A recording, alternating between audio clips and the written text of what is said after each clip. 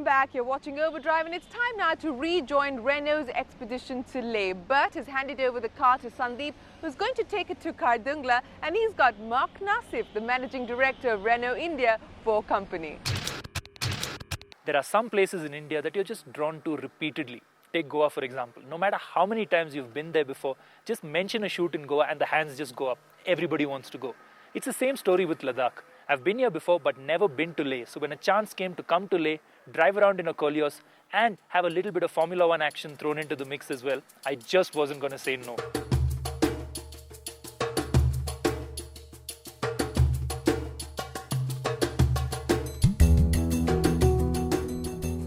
Having flown directly into Leh from Kerala and picked up the same Koleos Bertie had driven down from Delhi, I wasn't quite in the best shape to tackle the altitude and weather at Khardung La, the highest motorable road in the world.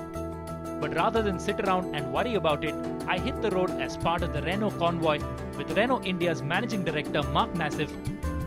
You've been in India since 2006, like you said, since July 2006. What is that one aspect that one thing that, after spending some time in India, you suddenly had that moment when you thought to yourself, hey, I've cracked this now. I understand what makes India tick, what makes Indian people and Indian consumers tick. Is there any one thing or? I believe in the positive sense, meaning of it. India is about opportunities.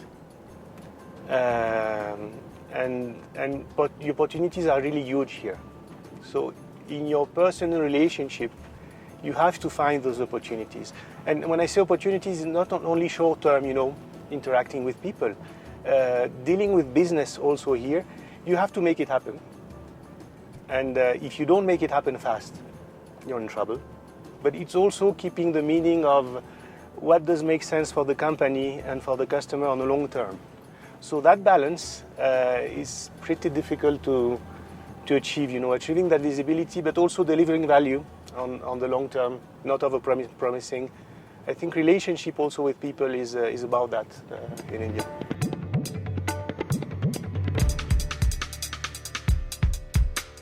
As we kept talking, the roads cleared of all civilization and we began our climb up to Khardung La.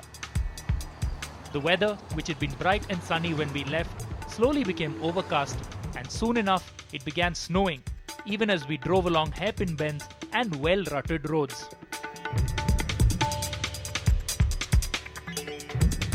Finally, we reached Khardung La Pass, having encountered snow and a lot of black ice along the way. The Koleos though showed no signs of strain. The problems Bert had with the particulate filter having been solved, all I had to do was stay in manual mode and keep the revs up.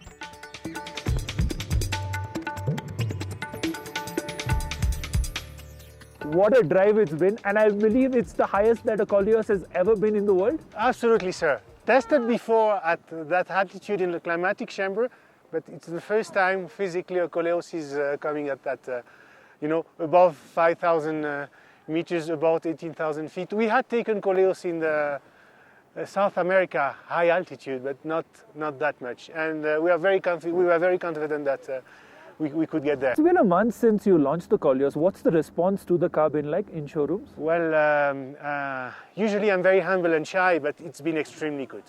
Extremely good. I had to give mine also to customer because even though the factory is going full throttle, people are delighted by the car. So Fluence and Koleos are doing extremely well now, and the welcome the India community is giving to Renault is a very warm one in spite of the cold temperature today. There are big plans afoot for the hatchback and the Duster coming up, and which is going to come to us first, and when can we see that in Auto Expo? Oh, in brief, we said 2011 would be really a brand building exercise, so Fluence mid-year, now Koleos, very good response, very good welcome from the Indian community. By Jan, you'll have the small hatch in hands of customer. Second part of the year, Duster, another SUV with the same DNA, with the same technology, with the same innovation, and by the end of the year, a small surprise with a fifth car. What can you tell us about the hatchback? I know there's been a lot of buzz.